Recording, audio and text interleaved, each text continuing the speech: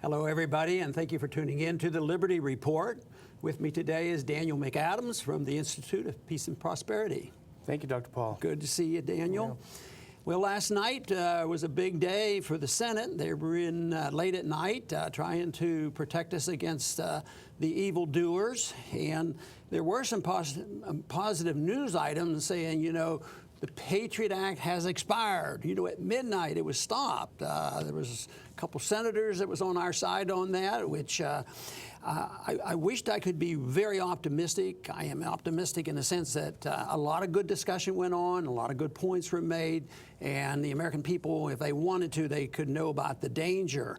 But there's a different side of that story, too, on what's likely to happen. And I understand that our friend Will Grigg has an article on the Institute's website today, and I think we share some views with him.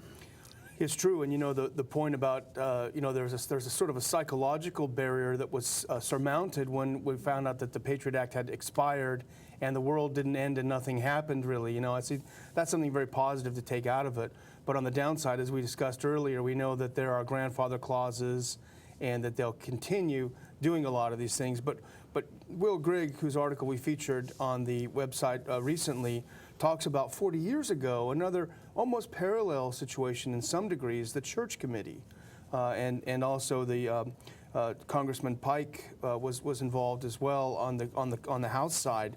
There's a great quote that he started out when a high-ranking CIA official was interviewed for the Church Committee, and he said, "Hey guys, we'll be here long after you are gone." There you go. You know, a good many years ago, probably in the early 80s, I communicated with a friend of the old right, Dan Smoot, and he had been an FBI agent. And he made one very strong point when I was trying to sort all this out. He said, in a true republic, there is no place for an organization like the CIA. And I kept saying, well, maybe we have to have some and all this. But I think he's closer to the truth than a lot of what's going on today. I think we also have to make a distinction between the analytical side of the CIA, which arguably, and I think you've argued in the past, that it belongs within the military, and that's certainly something that could be said. But the distinction between the analysts and the operational side, which is sort of the president's own Praetorian Guard he can send, and we know historically, we know through things like the Church Committee that he sent assassination squads. Right. He sent people to monitor Martin Luther King and all sorts of things like this. So this is like his own personal army that's accountable to no one. You know, a few years ago, I made a statement about the CIA actually having a coup in this country, and they're really the government. They are secret government, way out of control. And I think that it is necessary. If we're to maintain our republic, we will have to do something about NSA and the PATRIOT Act, because it's absolutely contradictory to the cause of liberty. And, you know, I was poking fun a little while ago with you and said, you know, maybe if we just wrote a law prohibiting our presidents from doing certain things, this would solve it. And then, of course, I was joking because there is already a law. You know, it's called the Fourth Amendment, and they totally ignore it. Even when it goes to the courts, they rule on technicalities and what the rule law says. And, of course, this one change, if they go with the Freedom Act, they're going to allow this to happen.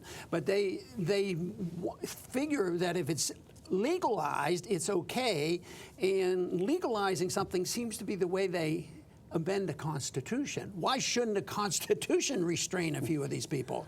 That's the real danger of the idea of reform. It's a word that is used so deceptively because it sounds good. We're going to reform this issue, and so I think people that are otherwise well-meaning and definitely on the side of liberty have embraced to a degree the USA Freedom Act because they think it will rein in the secret government, but in reality, it will actually extend and expand what they do. You know, you mentioned the proper function of a security agency of collecting data, which is out there, and to analyze it. But just think of what the CIA is involved. But just think of what we don't know that they're involved in. And that, to me, was the most frightening experience in Washington, is there were black budgets. We never knew exactly how much money was spent. I imagine there's not one person that brings it all together. But and who's really in charge. I'm not even sure the president is in charge. That's why I talk about a coup. And you know, there are certainly a lot of theories about the CIA being involved in even domestic assassinations, and they certainly now are involved in presidential directed assassinations. And what about the crossover now from the CIA into the military operations when the CIA might be operating the drone program?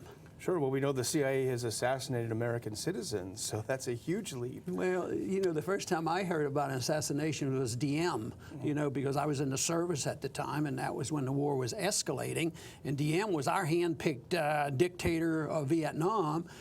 So I don't know how Kennedy went along with this, because I thought, why are they doing him? He was supposed to be our friend. He was a Catholic, and yet we go out and help get rid of him, and it was downhill after that. And of course, Johnson made it so much worse. But the other thing, a little bit softer than assassinations, they're involved in elections all the time. You've had some experience overseas. Did you ever have a personal experience where you thought we were involved in elections improperly? Yeah, absolutely. The U.S. has covertly and overtly influenced elections overseas a number of times. It's a very open secret that the CIA infiltrates monitoring organizations like the OSCE with their personnel. So they definitely play a role. They also play a role, though, in perception management, which I think is in some ways the most insidious, because it's a psychological role. We know from the exposures in the 70s of things like Operation Mockingbird, where it came out that the CIA had covertly paid journalists to promote CIA propaganda. And the idea that this ended, I think, is more fantasy than reality.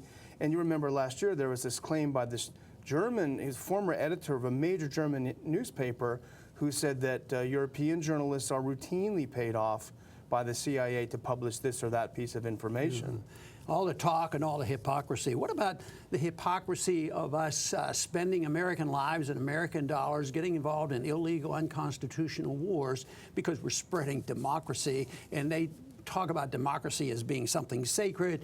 We want them to adapt to Western standards. We want clean elections and have elections. Well, they've done that a few times. You know, take the most recent is Egypt. They have an election, but we didn't like the person they elected. Or in Lebanon and these other places, they'll have elections, and the Palestinians have elections. We don't really pay attention to it. Then we turn around and get rid of them. Yeah. So that, to me, is so hypocritical, you know, of our people. And I can clearly understand why people would be very frustrated with us, because they see us as invaders coming in and telling them what to do. And if it doesn't go our way, we just, you know, flip. And it should be very evident that we're not up to a lot of good overseas. Well, look, Ukraine is another great example. They had an election. The person that was elected was tolerated by the U.S. and tolerated by the West until he made a policy decision to get a little closer with Russia, because Russia offered a bailout. And so then the U.S. participated in the overthrow.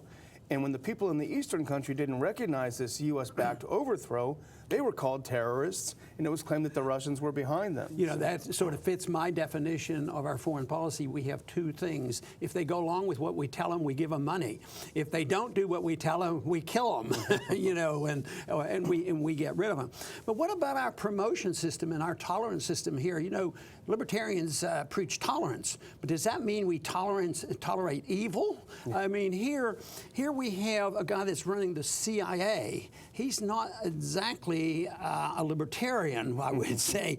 I mean, he's been involved in the assassination program, and I think the torture program as well. And now he's running this organization where there are no controls. Then you have a guy like Clapper who runs NSA, and you know, I think he actually lied to the Congress, and he sort of admitted it, but it's preposterous. He says, oh, I forgot about that program when I said that we weren't spying on American citizens. Try that with the police when you're being interrogated after it's shown that you lied. I just forgot. Yeah, that is the problem, you know, equal justice, and we talk about human rights overseas.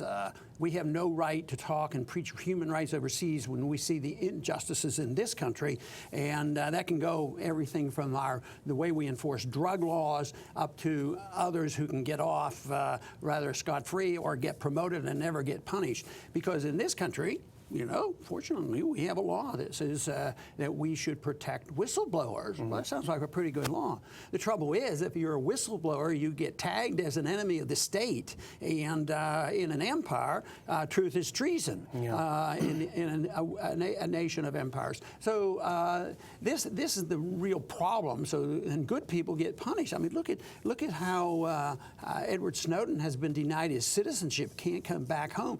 Some people say, well, he ought to come back home and face the musing and face a trial, and Lindsey Graham and the other senators can interview him. Yeah, nobody expects that he would get justice there, but others can. You know, people involved in torture and assassination. It's turned topsy-turvy on this. But I don't know where you come down on optimism. Some days, you know, I might be more optimistic than some people think I should be.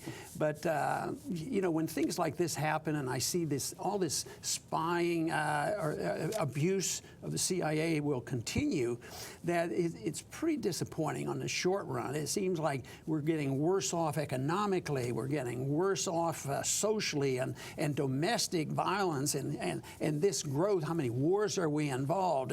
And how many American people know that we're friends, close friends of Saudi Arabia participating in a war? And what do we have right now? We have Americans being captured in Yemen. And of course, we're blaming the Houthis, who are in a civil war against Saudi Arabia, against us. And they say, well, could they be CIA agents? Is there a chance that's a possibility? Certainly, we know that the CIA uses private business people as a cover. And it's very possible, I think. But at the very least, you have to say that U.S. interventionism, I mean, we became a part of the Saudi war on Yemen when we started providing intelligence and other assistance to the Saudis. So we became a party to the war, which has nothing to do with us. And U.S. policy put these four Americans in danger. So when we see all these things, how can I even pretend to look long-term with optimism? Well, I think a lot of the young people I meet are sick and tired of it. They know we're broke. They owe a lot of money. They don't have good jobs. Foreign policy is lousy. And the ones who are knowledgeable know something has to give. And hopefully our efforts to spread the message of liberty and the understanding of what America should be like will be successful. At least that's what I'm looking forward to. Yeah, I saw a recent poll just quickly that showed that the young people were sick of politics. They're sick of both parties, and I think that's something to be encouraged about. There you go, and the large majority don't believe the government anymore. That's good. Well, thank you very much for tuning in today to the Liberty Report, and come back soon.